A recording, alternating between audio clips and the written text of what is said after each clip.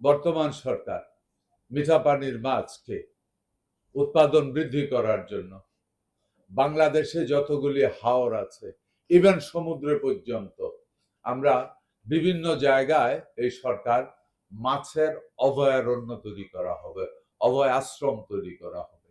এই অভয় আশ্রম হলো যেটা, ওইখানের ভিতরে আমরা বড় ধরনের একটা এরিয়া ব্লক করব, ওইখানে গাছগাছালি রাখবো এবং ওই জায়গাটার ভিতরে পাহারা দেব। স্থানীয় যারা আছে তাদেরকে বলবো, ভাই এটার ভিতরে মাছ ধরবেন না। আমরা বিশ্বাস করি যদি এটার ভিতরে মাছ যদি আশ্রয় নিতে পারে, তাহলে পরের বছর যখন বৃষ্টি হবে তখন অনেক গুণ বেশি মাছ উৎপাদিত হবে। এটা চিন্তা করে এই অভয় আশ্রম তৈরি করা সিদ্ধান্ত নিয়েছে।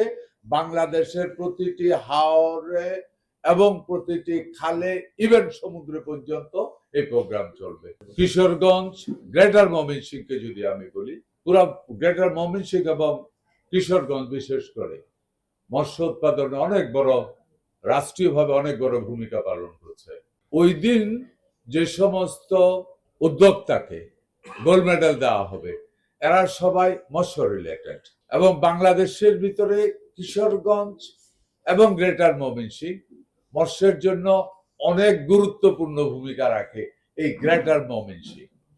যার কারণে এই সরকার, মাননীয় প্রধানমন্ত্রী এই জায়গাটাকে বেছে নিয়েছে। That is the reason.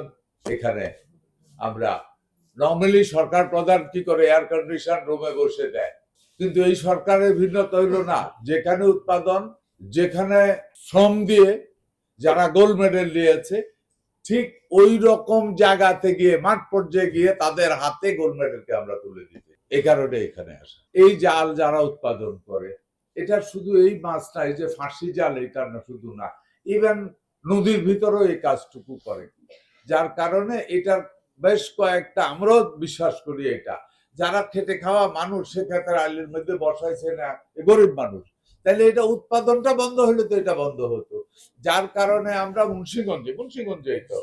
মুন্সিগঞ্জে বেশ কয়েকটা ফ্যাক্টরি ছিল, ওই ফ্যাক্টরিগুলি বন্ধ করে দেওয়া হয়েছে, টোটালি সিলগাড়া করা হয়েছে, তাদের বিরুদ্ধে মামলা হচ্ছে এবং বাংলাদেশে আর কোথাও যেন এই ধরনের কোনো অবৈধ জাল উৎপাদন করতে না পারে, এই ব্যাপারে সরকার যথেষ্ট